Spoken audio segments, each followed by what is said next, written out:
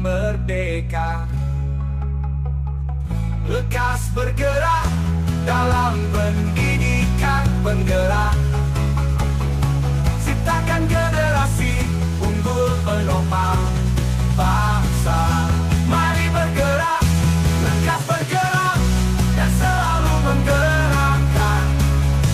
Mari bergerak, lekas bergerak, dan selalu menggerakkan.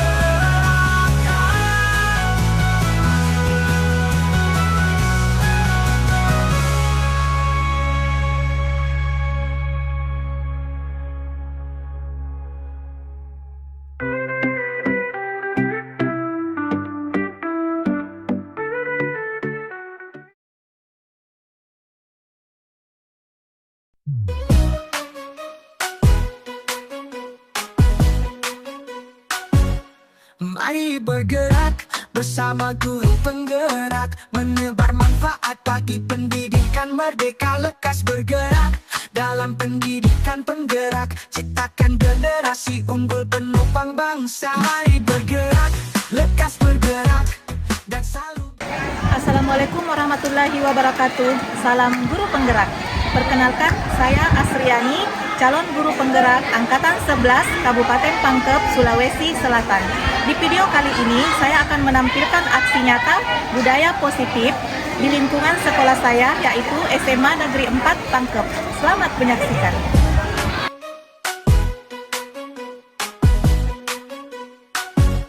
Mari bergerak bersama guru penggerak, menebar manfaat bagi pendidikan merdeka. Lekas bergerak dalam pendidikan penggerak, ciptakan generasi unggul penopang bangsa. Mari bergerak, lekas bergerak, dan selalu menggerakkan.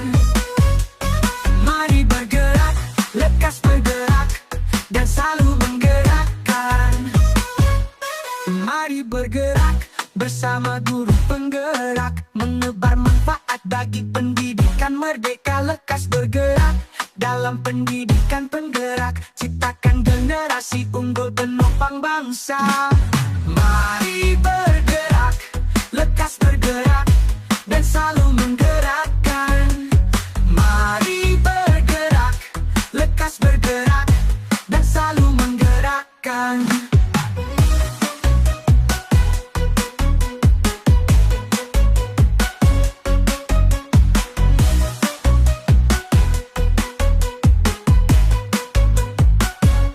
Mari bergerak bersama guru penggerak, menebar manfaat bagi pendidikan merdeka. Lekas bergerak dalam pendidikan penggerak, ciptakan generasi unggul penopang bangsa. Mari bergerak, lekas bergerak, dan selalu menggerakkan.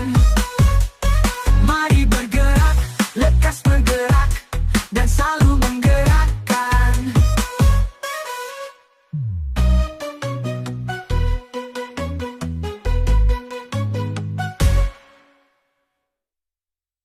Mari bergerak bersama guru penggerak, menebar manfaat bagi pendidikan merdeka. Lekas bergerak dalam pendidikan penggerak, ciptakan generasi unggul penopang bangsa.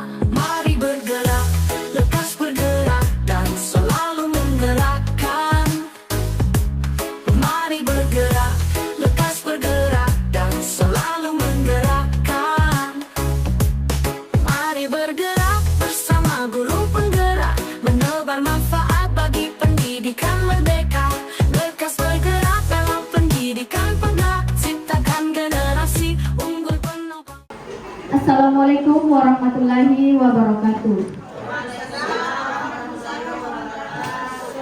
Puji syukur kita panjatkan atas kehadirat Allah Subhanahu wa Ta'ala, karena atas berkat, rahmat dan hidayahnya sehingga kita dapat berkumpul pada siang hari ini dalam kegiatan aksi nyata diseminasi budaya positif SMA Negeri 4 Pangkep.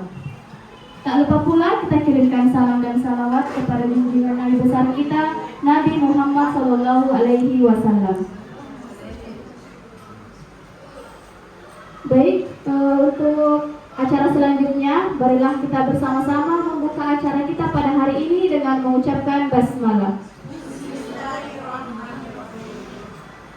Baik, selanjutnya saya persilahkan kepada Bapak Kepala UPT SMA Negeri 4 Pangkep untuk menyampaikan sepatah kata dan serta membuka acara aksi nyata diseminasi budaya positif SMA Negeri 4 Pangkep. Kepada Bapak Abdul Hamid SPD dengan hormat saya persilahkan.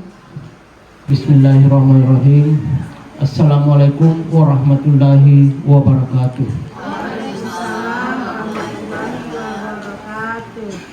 Syukur alhamdulillah pada hari ini kembali salah satu rekan kita yaitu Ibu Asriani SPD NPD mengadakan seminar.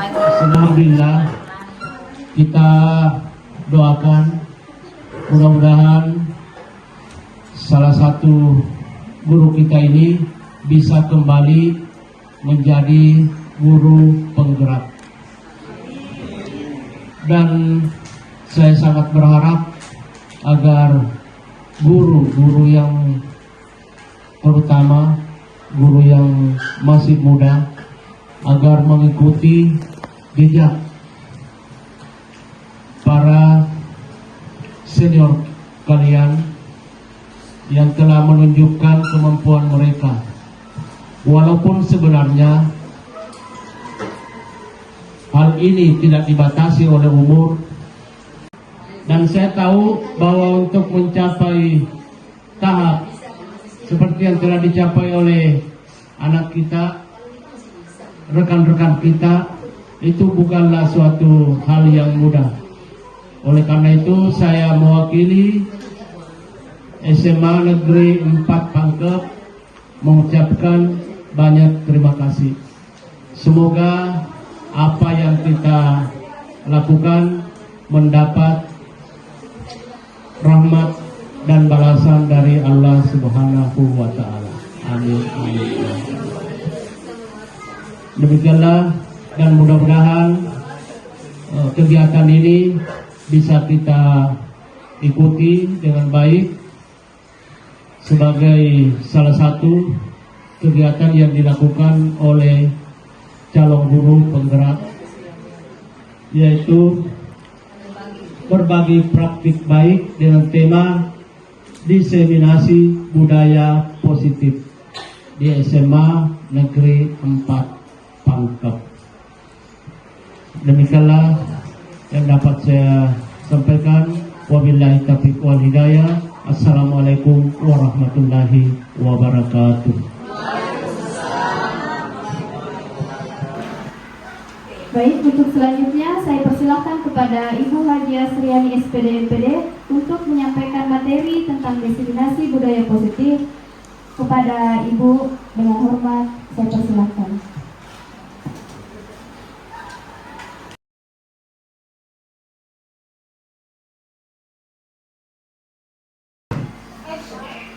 Bismillahirrahmanirrahim. Assalamualaikum warahmatullahi wabarakatuh.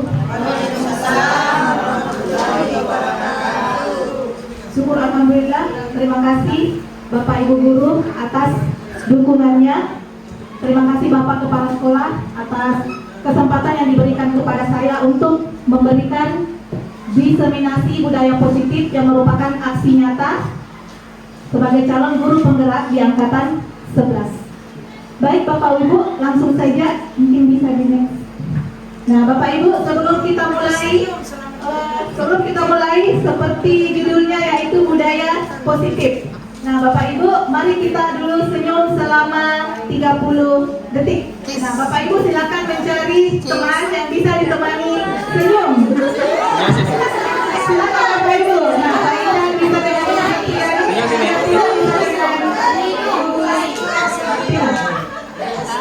ya, bisa stopwatch-nya ya, stopwatch-nya 30 detik. Nah, ya boleh berdiri Bapak Ibu, boleh berdiri. Boleh berdiri, kemudian bersama dengan pasangan tempat dulunya, silakan saling berhadapan. Silakan saling berhadapan Bapak Ibu. Ibu Isra dengan Ibu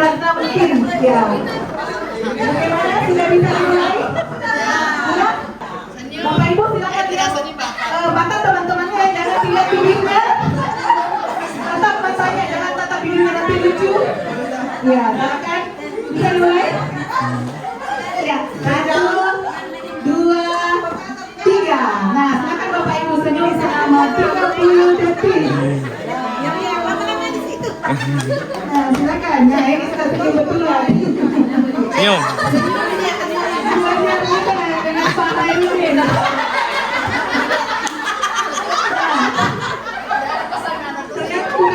Bukan cuma senyum Bapak Ibu, tapi sudah ketawa. Sudah sampai ya? Belum ternyata. Baru 30 detik ya Bapak Ibu. Oke, selesai. Oke, ternyata Bapak Ibu bukan cuma senyum tapi tertawa.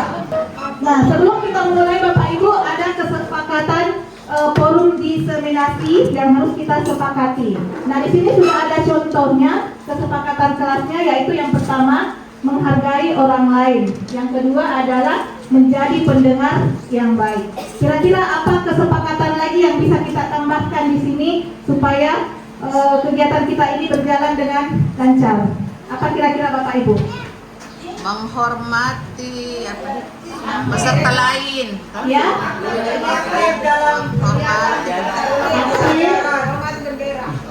Aktif dalam kegiatan. Saling menyayangi. Tidak Membuling. menggunakan HP. Aduh. Tidak menggunakan HP. Tidak Apa lagi membuling. kira-kira Bapak Ibu? Tidak membuling teman. Tidak terlambat datang ke sekolah. Ini kesepakatan pada saat kegiatan kita hari ini. Tidak meninggalkan tempat. Bapak Ibu. Tidak boleh. Acara selesai. Tidak meninggalkan tempat Selama acara berlangsung. Berakhir. acara selesai. Berakhir. Oke, ada lagi yang mau ditambahkan Bapak Ibu atau cukup sekian? Ya sudah. Cukup. Oke, baik, terima kasih. Next. Nah, di modul ini Bapak Ibu, di modul 1.4 ini kita diajarkan 6 tentang budaya positif, yaitu yang pertama disiplin positif, yang kedua adalah motivasi perilaku manusia, yang ketiga adalah keyakinan sekolah atau kelas, keempat adalah kebutuhan dasar manusia, 5 posisi kontrol guru, dan yang keenam adalah segitiga restitusi. Nah Bapak Ibu, seorang guru yang baik harus memiliki kemampuan dalam mewujudkan budaya positif di sekolah. Budaya positif tersebut dapat dijalankan dengan menerapkan konsep-konsep yang tadi ini, ya. Nah, Bapak Ibu, terkait dengan disiplin positif. Nah, kira-kira yang Bapak Ibu ketahui apa itu disiplin positif? Yang bagaimana itu? Angkat tangan. Ya, boleh angkat tangan Bapak Ibu. Menurut saya disiplin positif itu adalah suatu kedisiplinan yang harus diterapkan, yang bisa dicontoh oleh orang lain dan menimbulkan aura positif. Sekian. Baik, bagus sekali. Jadi disiplin positif dicontoh oleh orang lain yang menimbulkan aura yang positif. Ada lagi mungkin Bapak Ibu yang mau menambahkan? Ya, silakan. Menurut saya disiplin positif itu adalah perilaku yang dianggap baik oleh masyarakat yang dilakukan secara terus-menerus. Terima kasih Mbak Ica. Ya, merupakan perilaku positif atau perilaku yang dianggap baik yang harus dilakukan secara terus-menerus. Nah, Bapak Ibu, di sini disiplin positif merupakan suatu cara penerapan disiplin yang mengajarkan anak bertanggung jawab dan menumbuhkan kesadaran diri berdasarkan nilai-nilai kebajikan. Jadi yang diharapkan adalah dengan adanya budaya positif, itu anak-anak akan bertanggung jawab dan akan tumbuh kesadaran diri dengan nilai-nilai kebajikan yang mereka miliki. Nah, di sini disiplin positif lebih ke arah ke disiplin diri yang dapat mengontrol diri dalam melakukan tindakan. Jadi harapan anak-anak tersebut dapat mengontrol dirinya sendiri. Jadi timbul motivasi dari dalam diri sendiri untuk mengontrol dirinya. Nah, berkaitan dengan disiplin positif ada 6 karakter dalam profil pelajar Pancasila, yaitu beriman dan bertakwa kepada Tuhan Yang Maha Esa, berkebinekaan global, bergotong royong, kreatif, bernalar kritis, dan mandiri. Ya, ini adalah merupakan nilai-nilai kebajikan, nilai-nilai kebajikan. Meskipun masih banyak lagi nilai-nilai kebajikan yang lain, tapi sebenarnya muaranya adalah di sini, yaitu profil pelajar Pancasila sudah mencakup keseluruhan. Misalnya kerjasama itu sudah ada di bahagian bergotong royong. Nah, sekarang terkait dengan motivasi perilaku manusia, apa yang Bapak Ibu bayangkan terkait dengan motivasi? Ya, Ibu Isma mungkin, apa itu motivasi? Motivasi perilaku manusia itu bisa berupa dorongan baik secara eksternal maupun secara internal. Ya, motivasi adalah dorongan secara eksternal dan secara internal. Ada lagi Bapak Ibu tentang motivasi? Ada mungkin pendapat lain? Oh ya, Pak Anhar. Kita lihat pendapat Pak Anhar tentang motivasi. Ya, motivasi perilaku manusia. Motivasi perilaku manusia di sini adalah dorongan dari dalam diri seseorang untuk bagaimana seseorang tersebut menjadi lebih baik. Ya, terima kasih. Bagus sekali penjelasan dari Pak Anhar dengan Ibu Isma. Jadi motivasi adalah dorongan, kemudian dorongan untuk lebih baik, dan ada motivasi eksternal dan ada motivasi internal. Nah, di sini Bapak Ibu ada 3 motivasi perilaku manusia. Yang pertama adalah untuk menghindari ketidaknyamanan atau hukuman. Kemudian kedua adalah untuk mendapatkan imbalan atau penghargaan dari orang lain. Dan yang ketiga adalah untuk menjadi orang yang mereka inginkan dan menghargai diri sendiri dengan nilai-nilai yang mereka percaya. Nah, dari 3 motivasi ini akan terbagi 2 lagi. Seperti yang dikatakan oleh Ibu Isma tadi, ada motivasi internal dan ada motivasi eksternal. Motivasi internal adalah yang ketiga ini, yaitu untuk menjadi orang yang mereka inginkan dan menghargai diri sendiri dengan nilai-nilai yang mereka percaya. Kemudian motivasi eksternal atau motivasi yang datangnya dari luar diri kita itu adalah menghindari ketidaknyamanan atau hukuman. Untuk mendapatkan imbalan atau penghargaan dari orang lain, itu adalah merupakan motivasi eksternal. Nah, begitupun dengan peserta didik kita. Yang manakah dari ketiga motivasi ini yang paling kita harapkan muncul dari dalam diri peserta didik kita? Tentu saja motivasi yang ketiga, yaitu motivasi internal. Ya, jangan karena mau mendapatkan hadiah, mau mendapatkan penghargaan, mau dikatakan bahwa anak-anak didik kita itu adalah orang yang rajin, sehingga mereka cepat datang. Jangan karena tidak enak kalau kita selalu ditegur sehingga kita cepat datang ke sekolah. Jadi diupayakan bahwa bagaimana membangkitkan motivasi internal, yaitu mereka memang menjadi orang yang mereka inginkan dan menghargai diri mereka sendiri. Nah, sekarang yang berikutnya adalah tentang keyakinan sekolah atau keyakinan kelas. Nah, ini keyakinan sekolah atau keyakinan kelas adalah berupa pernyataan-pernyataan universal yang mudah diingat dan dipahami dan harus diterapkan di lingkungan sekolah. Bapak Ibu di kelas yang merupakan wali kelas sudah membuat kesepakatan kelas. Nah, sebaiknya kesepakatan kelas itu bisa diturunkan lagi menjadi keyakinan kelas. Karena kalau kesepakatan kelas itu baru berupa peraturan itu akan lebih efektif apabila menjadi satu keyakinan dan bisa menggunakan kata-kata yang lebih singkat.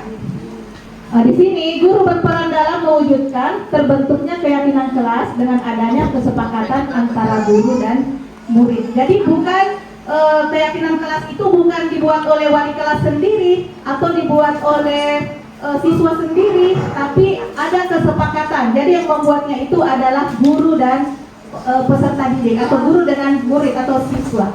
Nah, ini adalah contoh keyakinan kelas yang kami dapatkan di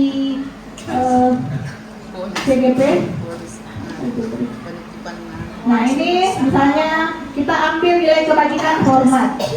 Ini tampak seperti artinya adalah datang tepat waktu, menyapa teman, mengembalikan barang teman yang telah dipinjam. Kemudian kebalikannya adalah sering hadir terlambat, tidak acuh kepada teman, tidak mengembalikan barang, dan sebagainya. Kemudian untuk nilai kebajikan bekerja, tekun bekerja, menyerahkan tugas, memberikan hasil terbaik, kemudian tidak mendengarkan guru, tugas tidak diberikan, asal-asalan mengerjakan tugas, itu tidak tampak seperti ini. Yang hormat dengan bekerja, Bapak Ibu bisa nanti dengan apa yang ada di yakini di kelasnya, cenderung kemana. Kemudian rasa diterima dan dimiliki. Nah, ini contoh keyakinan kelas, sama itu bagian yang tadi ya, bagian ini tabel Y dan ini tabel T. Itu terdengar, terlihat, dan berperilaku. Ya. Kemudian ada lagi kita membuat guru tugasnya apa, murid tugasnya apa. Apakah guru boleh menyakiti atau disakiti? Tidak boleh. Tidak boleh ya. Nah, di sini tugasnya guru mengajar, mendidik, menjawab pertanyaan dan sebagainya. Sementara tugas murid adalah belajar, mencoba menghasilkan yang terbaik, bertanya jika tidak paham. Ya. Nah, ice breaking lagi Bapak Ibu. Iya, tepuk tangan. Bukan ice cream ya, tapi ice breaking. Nah, ice breakingnya mau bagaimana? Tepuk semangat saja ya. Ya, baiklah. Tepuk semangat.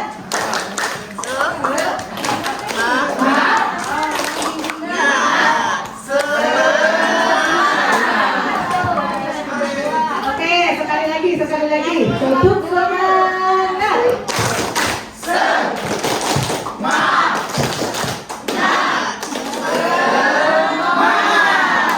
Oke, semoga bisa semangat lagi. Lanjut. Nah, sekarang kebutuhan dasar manusia. Nah, kembali lagi Bapak Ibu, terkait dengan kebutuhan dasar manusia. Yang manakah itu kebutuhan dasar manusia? Itu ada dolarnya. Kopi-kopinya. Ada tanda roti. Iya betul sekali. Kebutuhan dasar manusia salah satunya adalah dolar.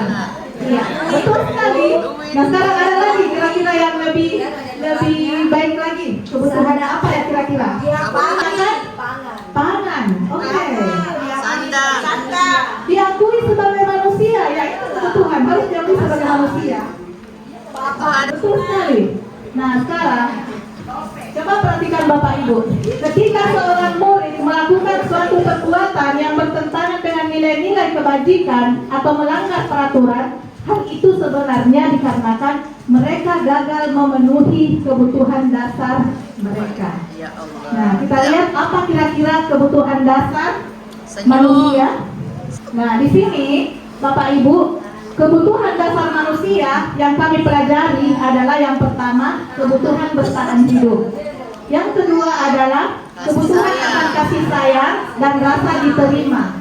Yang ketiga adalah kebutuhan penguasaan. Yang keempat adalah kebebasan. Dan yang kelima adalah kebutuhan akan kesenangan. Bagaimana mungkin Bapak Ibu kalau misalnya siswa kita mau belajar dengan baik sementara perutnya kelaparan? Ya. Apakah mereka bisa belajar? Tidak. Tentu saja, karena kebutuhan bertahan hidupnya tidak terpenuhi. Nah, seperti itu Bapak Ibu. Nah, sekarang studi kasusnya seperti ini. Ibu Rita, guru wali kelas 9, sedang bingung, ada kayaknya sini, menghadapi salah satu siswa di kelasnya, yaitu Anton. Beberapa anak telah mengeluhkan Anton yang sering sekali meminta bekal makan siang mereka dengan paksa. Jika Anda menghadapi situasi seperti Ibu Rita, apa yang akan Anda lakukan? Dan menurut Anda, kira-kira apa alasan Anton melakukan hal itu? Ya. Ada yang bisa menjelaskan kira-kira sebagai Ibu Rita? Saya mau. Baik, silahkan. Baiklah, saya akan berakting sebagai Ibu Rita. Jadi ceritanya ini Anton ini selalu si Anton selalu tidak bawa bekal. Akhirnya dia selalu memaksa temannya untuk memberikan bekal yang mereka bawa. Karena saya sebagai Ibu Rita mau berusaha bijaksana, jadi saya berpikiran, oh mungkin ini si Anton kasihan, anak-anak yang kurang diperhatikan di keluarganya. Jadi kalau begitu saya minta anak-anak untuk mengumpulkan dulu bekalnya, kemudian kita berbagi kepada Anton meskipun hanya beberapa potongan-potongan rotinya, supaya Anton juga tidak merasa tersisihkan. Ya. Terima kasih jawabannya Ibu Nurhayati. Nah, sekarang kita lihat. Nah, sekarang bagaimana kita memberikan solusi kepada Anton ini yang tadi. Nah, sekarang berkaitan dengan 5 kebutuhan dasar manusia, itu bisa kita lihat dari jawaban Anton. Nah, alasan Anton, kita lihat alasannya Anton ya, ketika diwawancarai oleh gurunya. Karena ia lapar dan orang tuanya tidak membawakannya bekal makan siang, maka kebutuhan dasar yang sedang berusaha dipenuhi oleh Anton adalah kebutuhan untuk bertahan hidup. Oke. Kemudian kita lihat lagi kalau alasan Anton yang kedua, karena dia merasa senang temannya jadi memperhatikan dia ketika temannya melaporkan tindakannya itu pada gurunya dan gurunya memberitahu orang tuanya, sehingga orang tuanya jadi memperhatikan dia. Maka kebutuhan dasar yang sedang dipenuhi Anton adalah kebutuhan akan kasih sayang dan rasa diterima oleh teman-temannya. Anton sedang berusaha memenuhi kebutuhannya, yaitu akan kebebasan. Oke. Nah, itu ya. Jadi solusi bisa kita capai apabila kita mengetahui apa alasan anak ini dalam melakukan dari permasalahannya tersebut. Jadi harus diketahui dulu apa alasannya, baru kita menentukan kebutuhan dasarnya ini yang tidak terpenuhi, yang dia berusaha untuk penuhi ini, baru kita mencarikan solusi yang tepat. Ini ya, masih ada alasan yang kelima ya. Ia melakukan karena iseng. Ini biasa yang kita temui ya di anak didik kita, yaitu karena iseng. Dia senang menikmati ekspresi wajah teman-temannya yang kesal karena diambil makanannya. Dia merasa bahwa itu adalah lucu. Maka berarti Anton sedang berusaha memenuhi kebutuhan akan kesenangan. Iya. Nah, sekarang Bapak Ibu, posisi kontrol guru. Posisi kontrol guru. Apa yang terbayang dari Bapak Ibu, apa yang sedang Bapak Ibu pikirkan ketika mendengar kata-kata ini, yaitu posisi kontrol guru? Apa itu? Fasilitator. Oke, baik. Bagus. Motivator, manajer dari Pak Anar. Bagus. Pemberi solusi. Ya. Narasumber. Iya. Jangan kalkulator Bapak Ibu. Oke, next. Nah, di sini Bapak Ibu ada 5 posisi kontrol guru. Yang pertama adalah guru sebagai penghukum. Yang kedua adalah guru sebagai pembuat rasa bersalah. Yang ketiga adalah guru sebagai teman. Yang keempat adalah guru sebagai pemantau. Dan yang kelima adalah guru sebagai manajer. Nah, kira-kira apa itu? Kenapa ada 5 posisi kontrol guru? Nah, sekarang kita lihat video yang satu ini sambil berefleksi Bapak Ibu ya. Kira-kira kita ini berada di posisi yang mana? Apakah di penghukum, pembuat rasa bersalah, sebagai teman, sebagai pemantau, atau sudah menjadi manajer? Mari kita saksikan kasus Naren yang terlambat hadir 20 menit di sekolah dan melihat bagaimana kelima posisi kontrol dalam menghadapi masalah tersebut.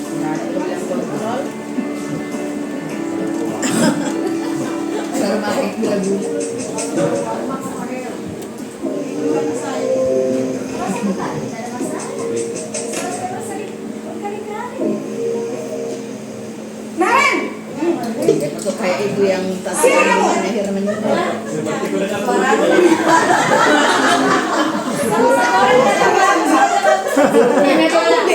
Pasti terlambat. Aku, saya. Apa? Apa coba?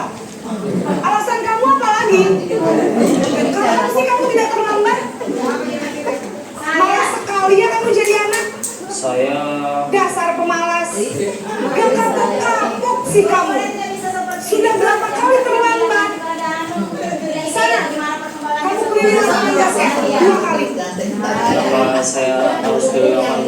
Kenapa?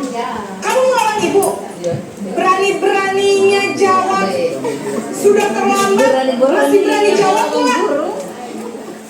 Sekarang keliling lapangan basket 5 kali sekalian. Biar kamu cepat pergi sana ke lapangan basket.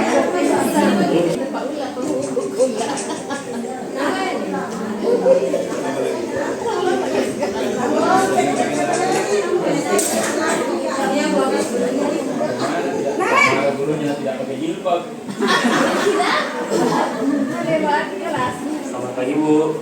Naren, kamu kenapa terlambat lagi, Nak? Ya Tuhan, Naren, kamu senang ya bikin ibu susah ya? Kalau kamu terlambat lagi, nanti ibu yang ditegur bapak kepala sekolah, Nak. Disangka ibu tidak bisa membina kamu. Duh, gimana ini? Maaf, Bu. Maaf sekali. Ya sudah, lain kali jangan bikin ibu susah lagi ya, Nak ya. Ibu tidak akan kuat lagi kalau kamu begini terus. Bisa jantungan kalau ibu tegur. tidak. Masya Allah. Maaf ya, Bu. Maaf sekali.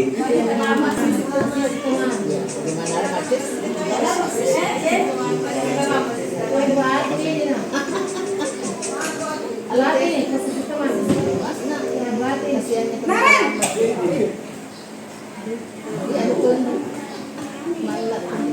Selamat pagi, Bu.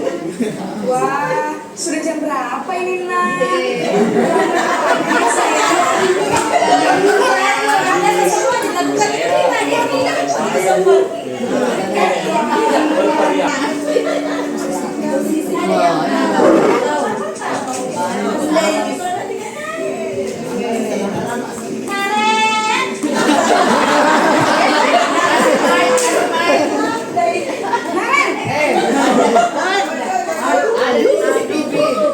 Pendek di Pak, pendek.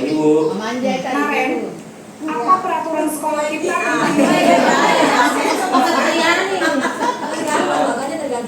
Harus di sekolah jam 7, Bu. Iya betul, sekarang sudah jam 7.20. Naren sudah tahu konsekuensinya jika terlambat hadir. Paham, Bu. Saya harus tinggal kelas pas jam istirahat selama 20 menit. Iya benar, konsekuensinya demikian. Jadi nanti jam 9.30 pas istirahat, kamu harus tinggal di kelas, kerjakan tugas tambahan untuk ketertinggalan kamu, ya? Baik, Bu.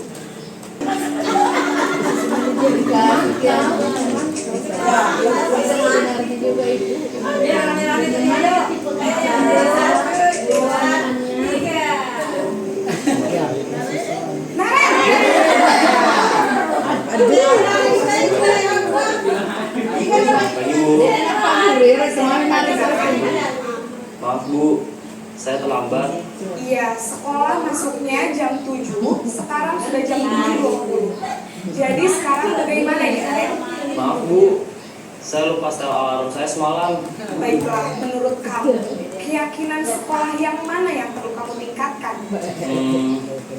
Menghargai diri sendiri dan orang lain mungkin ya, Bu. Setuju. Jadi, apakah Naren meyakini prinsip saling menghormati tersebut? Iya, Bu, saya meyakininya.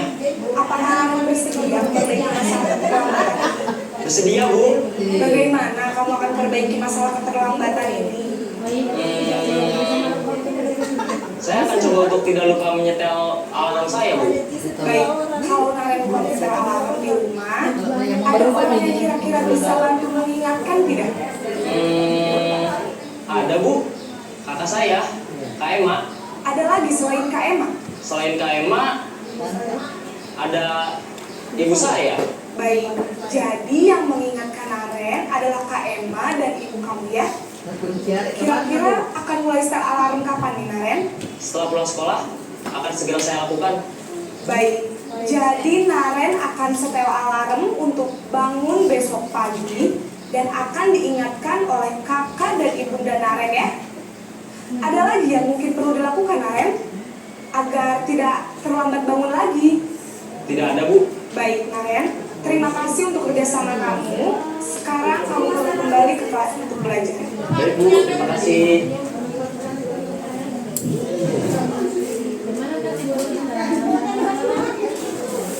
Oke, Bapak Ibu, bagaimana videonya tadi? Oke, Bapak Ibu, tadi sama seperti yang ini ya Bapak Ibu. Di sini adalah posisi kontrol guru. Nah, di sini ada penghukum, pembuat orang merasa bersalah, teman, pemantau, dan manajer. Kita bisa lihat di situ dalam poin-poinnya bagaimana perilaku kontrol itu. Penghukum dan pembuat orang merasa bersalah merupakan perilaku kontrol negatif atau identitas gagal. Kemudian identitas berhasil atau sukses adalah sebagai teman, sebagai pemantau, dan sebagai manajer.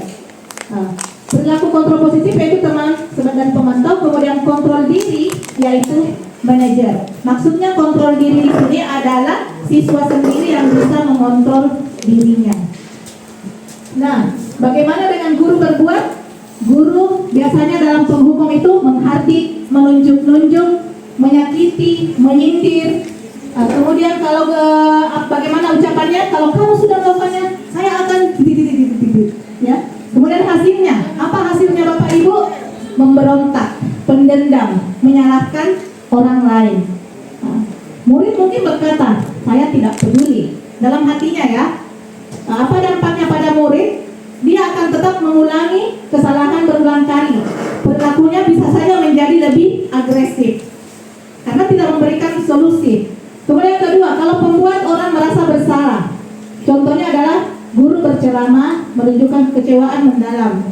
Kemudian perkataan guru seperti, kamu sudah mengecewakan ibu bapak, sambil memelas ya Bapak Ibu. Kemudian hasilnya adalah siswa akan menyembunyikan atau menyangkal atau malah berbohong. Nah, murid akan berkata, maafkan saya Bu.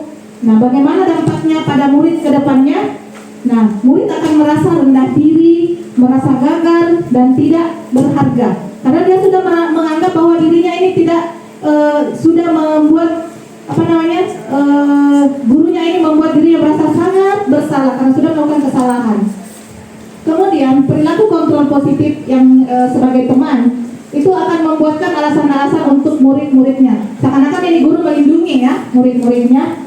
Contoh perkataannya, lakukan untuk ibu ya, lakukan untuk bapak ya. Ya sudah, nanti bapak ibu bantu bereskan. Kamu tenang saja. Nah, ini hasilnya adalah ketergantungan. Murid akan tergantung kepada guru tersebut. Dan murid mungkin berkata dalam dirinya, saya pikir bapak atau ibu adalah teman saya. Nah, apa hasilnya? Apa dampak pada murid? Yaitu tergantung. Murid akan tergantung, tidak mandiri, dan tidak bisa memutuskan apa yang akan dia lakukan. Kemudian perilaku kontrol positif yang kedua yaitu pemantau. Di sini pemantau menggunakan data-data ya. Dia menghitung dan mengukur apa peraturannya. Sudah ada kesepakatan yang dimunculkan. Apa peraturannya? Apa konsekuensinya? Apa sanksinya, apa yang telah kamu lakukan, apa yang terjadi. Nah, hasilnya akan menyesuaikan. Apabila dia diawasi, maka dia akan tidak melakukan kesalahan. Tapi bila tidak diawasi, dia akan mengulanginya lagi. Mungkin murid akan berkata, saya akan dapat berapa bintang kalau melakukan hal tersebut. Jika sudah melakukan hal tersebut, saya akan mendapatkan apa. Jadi dikarenakan dia membutuhkan semacam penghargaan gitu. Atau ada timbal balik, ada maunya. Iya. Dampak pada murid ini menitik beratkan pada dampak pada diri sendiri, yaitu dengan mendapatkan hadiah atau mendapatkan hukuman. Apakah dia akan mendapatkan hadiah atau mendapatkan hukuman? Posisi yang paling diinginkan oleh Hajar Dewantara atau sebagai guru adalah posisi manajer, yaitu dengan mengajukan pertanyaan-pertanyaan yang memancing, ya. Misalnya, apa yang kita yakini, apa yang kamu yakini, hal tersebut, kalau kamu meyakininya, maukah kamu memperbaikinya? Kalau kamu memperbaikinya, kira-kira hal tersebut akan menggambarkan apa tentang dirimu? Nah, ini hasilnya akan menguatkan karakter, menguatkan watak atau karakter peserta didik sendiri. Murid akan berkata dalam dirinya, bagaimana caranya agar saya bisa memperbaiki keadaan ini? Saya akan memperbaiki masalah ini dengan apa? Dampaknya pada murid adalah mengevaluasi diri, bagaimana menjadi diri yang lebih baik. Jadi, dari kelima posisi kontrol guru ini, yang paling diharapkan adalah guru memiliki posisi kontrol sebagai manajer, yaitu mengarahkan siswa agar siswa ini bisa menemukan solusinya sendiri dalam memecahkan masalahnya. Nah, posisi kontrol restitusi. Sebagai manajer, guru dapat berbuat sesuatu bersama murid, mempersilahkan murid bertanggung jawab, dan mendukung murid agar dapat menemukan solusinya. Selain itu, posisi manajer mengacu pada restitusi yang dapat menjadikan murid sebagai manajer bagi dirinya sendiri sehingga dapat tercipta identitas positif pada diri murid. Selanjutnya, nah, restitusi yang paling tepat adalah yaitu segitiga restitusi. Restitusi segitiga mempunyai tahapan-tahapan, terdiri dari 3 tahapan, yaitu yang pertama, menstabilkan identitas, yang kedua adalah memvalidasi tindakan yang salah, dan yang ketiga adalah menanyakan keyakinan. Nah, Bapak Ibu, sekarang kita perhatikan lagi video contoh seorang guru yang sedang merestitusi anak didiknya.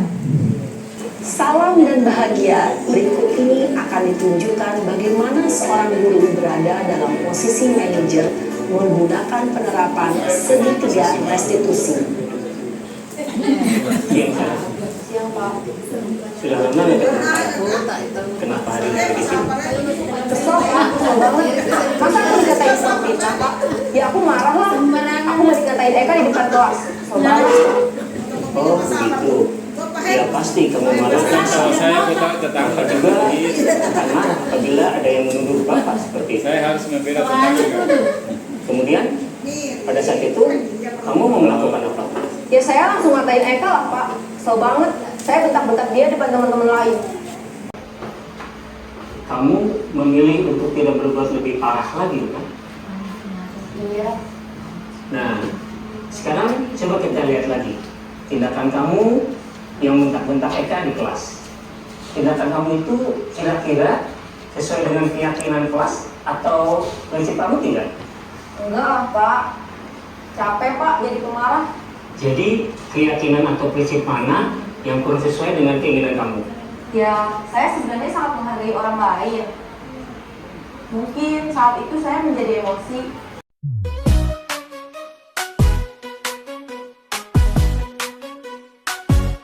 Mari bergerak bersama guru penggerak, menebar manfaat bagi pendidikan merdeka. Lekas bergerak dalam pendidikan penggerak, ciptakan generasi unggul penopang bangsa. Mari bergerak, lekas bergerak, dan selalu menggerakkan. Mari bergerak, lekas bergerak, dan selalu menggerakkan. Mari bergerak bersama guru penggerak, menebar manfaat bagi pendidikan merdeka. Lekas bergerak dalam pendidikan penggerak, ciptakan generasi unggul penopang bangsa. Mari bergerak, lekas bergerak, dan selalu menggerakkan. Mari bergerak, lekas bergerak, dan selalu menggerakkan.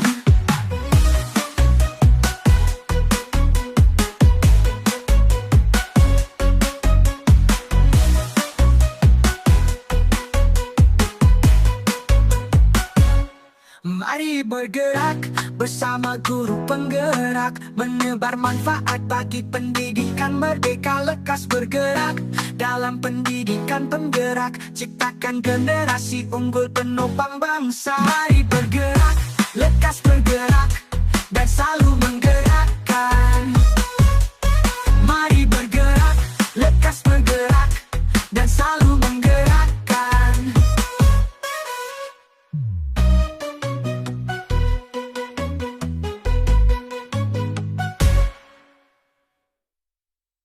Mari bergerak bersama guru penggerak, menebar manfaat bagi pendidikan merdeka. Lekas bergerak dalam pendidikan penggerak, ciptakan generasi unggul penopang bangsa. Mari bergerak, lekas bergerak, dan selalu menggerakkan.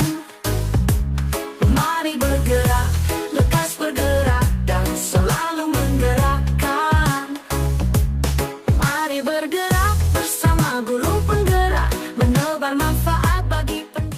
menyambutnya di pintu gerbang dan ditegur. Kamu sudah terlambat dan melanggar peraturan sekolah. Dan salah pula warna sepatunya. Nah, jadi indikatornya itu di sini. Ya sudah, kamu sudah melanggar peraturan sekolah. Kamu salah, sudah terlambat dan salah pula warna sepatunya. Segera buka sepatumu. Kalau tidak bisa mengenakan sepatu warna, harusnya sepatu itu sesuai peraturan. Itu Bu yang menjadi indikator kalau Bapak atau posisinya sebagai penghukum. Kemudian yang kedua, bila Bapak Lukman mengambil posisi seorang manajer, apa yang akan dikatakannya? Pertanyaan-pertanyaan seperti apa yang akan diajukan ke Sabrina? Jelaskan. Jadi posisi sebagai manajer di sini adalah yang pertama, pertanyaan-pertanyaannya, semua orang pernah melakukan kesalahan. Bapak pun pernah melakukan hal yang sama. Menurut kamu, keyakinan sekolah apa yang kamu langgar hari ini? Itu pertanyaannya. Yang nomor 3, kira-kira bila Anda sebagai guru di sekolah tersebut, nilai kebajikan apa yang ingin dituju oleh peraturan yang harus berwarna hitam? Jadi nilai yang kami ambil yaitu nilai tanggung jawab dan nilai keadilan. Dan yang nomor 3, bagian B, bagaimana Anda menyikapi langkah yang diambil oleh Bapak Lukman mengenai kasus tersebut? Ya, posisi Pak Lukman adalah sebagai penghukum dan hal ini tidak dibenarkan karena akan berakibat pada murid tersebut rasa dendam dan tidak suka dengan guru tersebut. Terima kasih. Tepuk tangan untuk kelompok 1. Terima kasih atas jawabannya dan ya sangat. Jadi kasus kedua itu, kasus 2 itu adalah kondisi di mana Ibu Dani sedang menjelaskan pelajaran bahasa Inggris di papan tulis, tapi beliau ternyata memiliki siswa yang bernama Fajar yang ternyata tidur-tiduran. Tidur-tiduran dan ternyata acuh tak acuh pada pelajaran hari itu. Nah sehingga Fajar kemudian dihubungi oleh Ibu Dani untuk menyanyi di konseling sampai akhirnya muncul pertanyaan.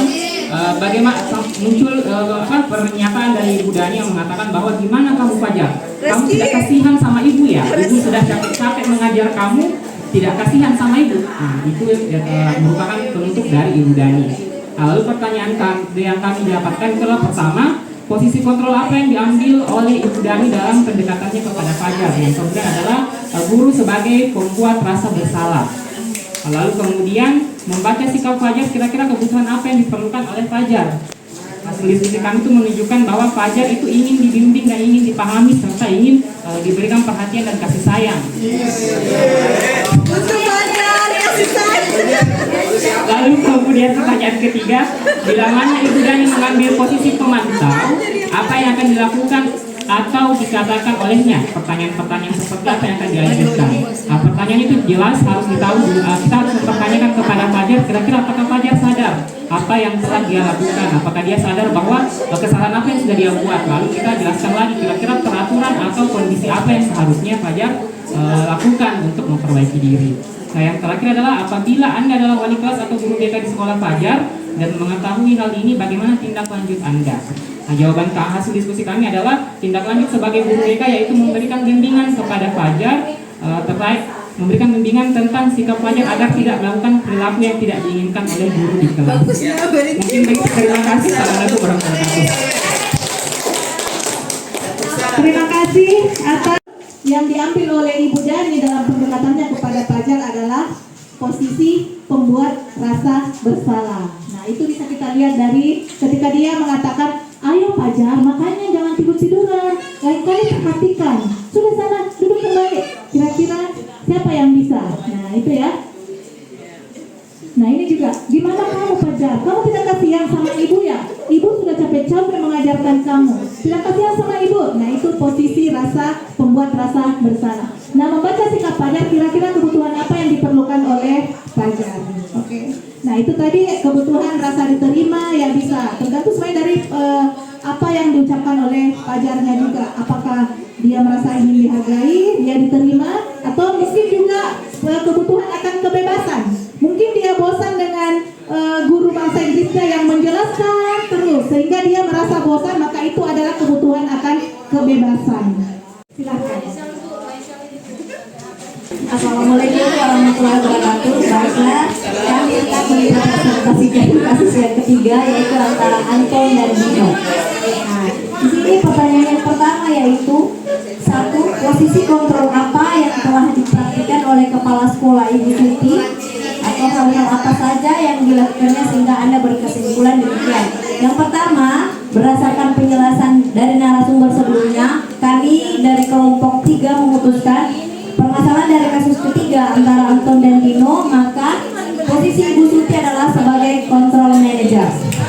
Nah, karena hal ini ada beberapa bukti didapatkan dari pembahasan kasus di mana Ibu Suti berusaha untuk melerai atau memberikan menenangkan kedua orang yang bertikai antara Dino dan Anton.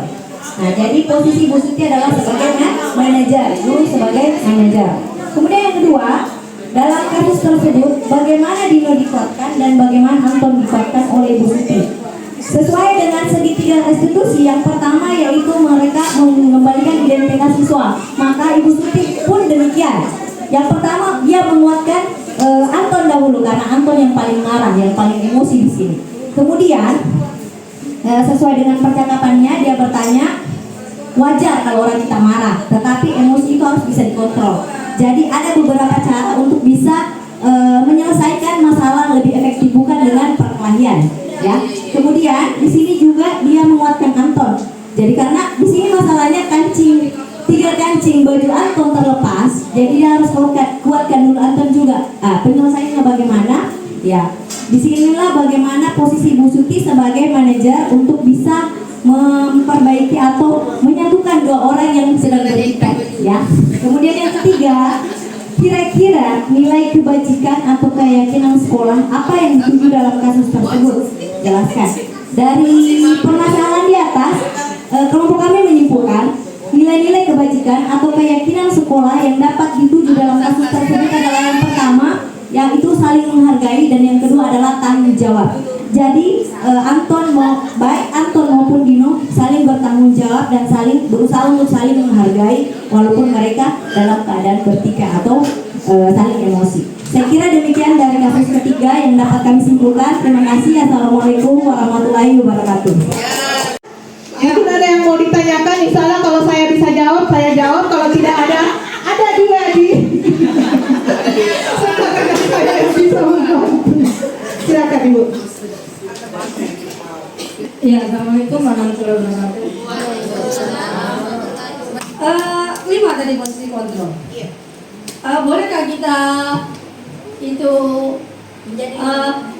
maksudnya apakah semua harus kita menggunakan salah satunya saja, atau boleh kita misalnya melihat situasi dan kondisi dari siswa mungkin juga, atau tidak bisakah kapan suatu saat kita menjadi teman atau kita menjadi pemantau yang kayaknya yang 3 itu, tapi bisa nggak kita bisa memposisikan diri kita sebagai guru pengontrol kelima-limanya sesuai dengan kondisi dan keadaan siswa. Terima kasih.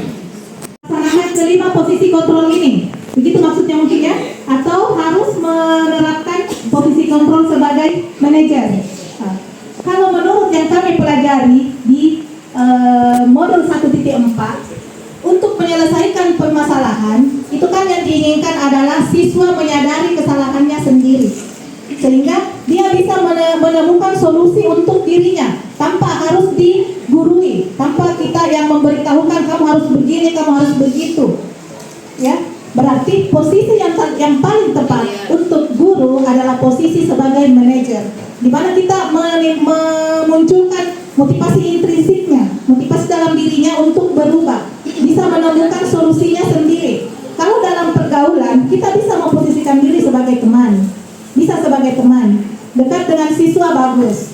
Tapi jika terjadi satu masalah yang terjadi dengan siswa, maka kita sebagai guru harus memposisikan diri sebagai manajer, yaitu ya seperti tadi, bagaimana supaya siswa ini belajar bertanggung jawab dengan sesuai dengan kesepakatan kelasnya, keyakinan kelasnya tadi. Dia bisa menemukan solusinya sendiri dengan cara-cara yang damai, dengan cara-cara yang baik tanpa ada paksaan. Nah, jadi seperti itu menurut saya, Bapak Ibu. Hasil nyata berbagi praktik baik diseminasi budaya positif adalah posisi yang terbaik kepada bagi guru adalah posisi sebagai manajer, yaitu dengan menerapkan segitiga restitusi, dan dalam menangani permasalahan peserta didik di sekolah itu sebaiknya dengan kepala dingin, dengan tenang, dengan berpikir jangka panjang. Jangan berpikir hanya pada saat itu. Kita harus mempertimbangkan bagaimana psikis peserta didik kita. Saya kira demikian Bapak Ibu. Terima kasih atas perhatiannya, atas kebersamaannya hari ini. Wassalamualaikum warahmatullahi wabarakatuh. Mari bergerak bersama guru. Demikianlah video aksi nyata saya. Semoga bisa menginspirasi, bergerak, tergerak, menggerakkan. Assalamualaikum warahmatullahi wabarakatuh. Penopang bangsa.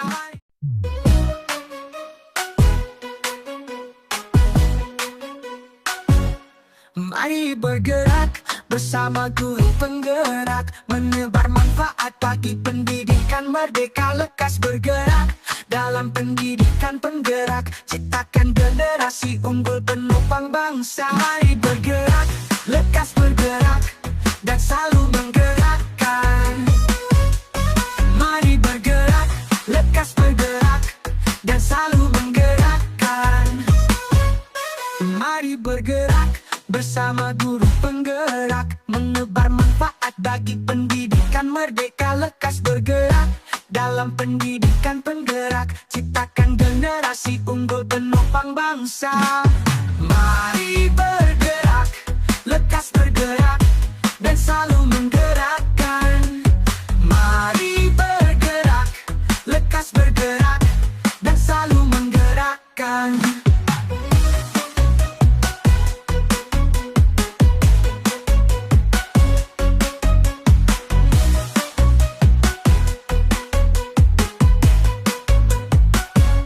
Mari bergerak bersama guru penggerak, menebar manfaat bagi pendidikan merdeka. Lekas bergerak dalam pendidikan penggerak, ciptakan generasi unggul penopang bangsa. Mari bergerak, lekas bergerak, dan selalu menggerakkan. Mari bergerak, lekas bergerak, dan selalu menggerakkan.